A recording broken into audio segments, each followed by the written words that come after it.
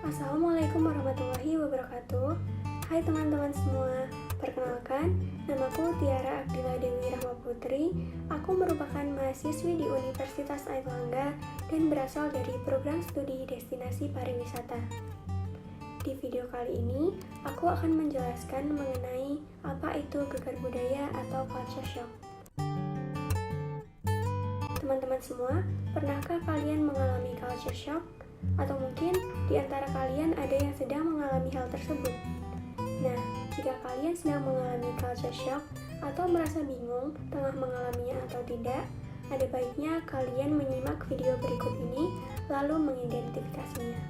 Sebelum itu, aku akan menjelaskan apa itu culture shock. Nah, culture shock atau gegar budaya adalah suatu perasaan bingung, cemas, risau, serta gelisah ketika bertandang atau bermukim di lingkungan masyarakat yang baru dan jauh berbeda dengan situasi biasanya. Terlebih lagi, bagi mereka yang baru pertama kalinya tinggal dalam waktu yang lama di daerah baru. Apa aja sih sebenarnya gejala atau tanda-tanda yang timbul ketika kamu mengalami culture shock? Pada dasarnya, proses adaptasi setiap orang pasti berbeda-beda. Ada yang berhasil melaluinya dengan cepat, ada juga yang melaluinya dengan lambat. Berikut adalah beberapa gejala yang timbul jika kamu mengalami culture shock. Hal pertama, kamu akan sering merasa bosan.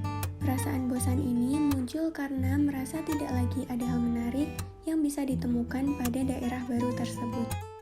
Selanjutnya, mulai menarik diri dari lingkungan baru. Hal ini karena munculnya rasa frustasi dengan lingkungan barunya. Hal lainnya adalah tubuh akan lebih mudah lelah. Kelelahan pada fisik biasanya juga dimulai dari kelelahan batin dan pikiran. Selanjutnya, gangguan tidur, di mana seseorang akan mengalami kesulitan tidur karena dipenuhi dengan pikiran. Lambat laun, orang yang mengalami culture shock akan merasakan homesick. Hal terburuk yang bisa saja terjadi adalah seseorang akan mengalami depresi. Melansir dari Now Health International, gegar budaya terbagi dalam 4-5 tahapan. Mengapa dikatakan 4-5 tahapan?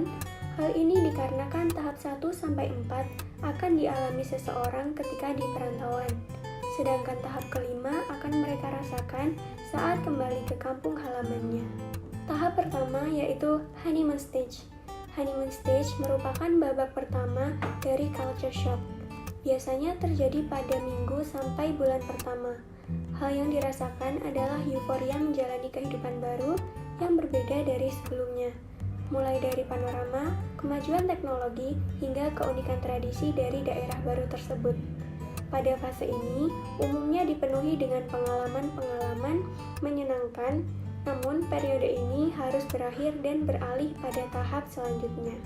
Yang kedua, yaitu negotiation stage. Pada tahap ini, seseorang akan mulai mengalami frustasi dikarenakan kesulitan mulai menyerang secara bertubi-tubi. Beberapa contohnya adalah terkendala dengan jalan pulang atau kebingungan memilih menu saat di restoran menjadi yang paling sering dialami. Fase transisi ini biasanya dibarengi dengan kondisi kesehatan yang mengalami penurunan. Yang ketiga, adjustment stage. Setelah melewati kurang lebih setengah tahun, seseorang akan memasuki tahap penyesuaian, yakni sudah mulai lebih bisa memahami kondisi lingkungan hidupnya. Di fase ini, umumnya individu mulai mencoba berbaur kembali dengan masyarakat hingga mempelajari hal-hal baru yang berkaitan dengan budaya daerah tersebut. Yang keempat, adaptation stage. Tahap adaptasi menjadi tahapan terakhir yang akan seorang alami ketika masih berada di daerah asing. Pada fase ini, individu telah sepenuhnya merasa nyaman dengan segala yang terjadi di daerah baru tersebut. Hal ini dilatar belakangi oleh keberhasilan seseorang dalam pembiasaan akan keadaan baru dengan membuat pola hidup sesuai kepribadiannya.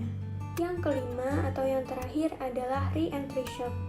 Setelah bermukim di daerah baru dalam jangka waktu panjang, di mana seorang sudah terbiasa dengan segala macam situasi dan kondisinya, ketika pulang ke daerah asal, seseorang akan dengan cepat menyadari bahwa keadaan sudah berbeda dan tidak lagi sama dengan ketika dirinya masih belum pergi merantau.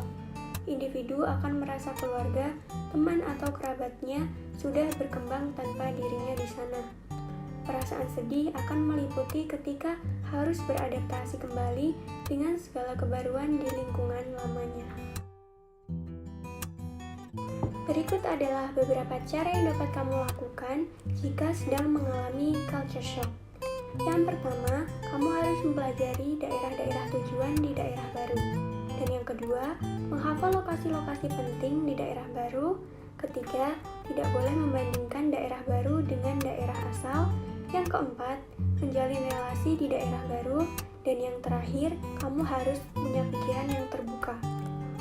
Teman-teman, culture shock merupakan suatu hal yang wajar. Namun, kamu jangan sampai menganggap remeh hal tersebut karena culture shock dapat memicu timbulnya depresi akut. Untuk itu, bagi kamu yang sedang mengalami culture shock, aku berharap kamu tetap semangat dan semoga kamu berhasil melalui semua tahapan tadi dengan sebaik mungkin. Terima kasih sudah menonton video ini. Aku berharap kalian mendapatkan manfaat dari video ini.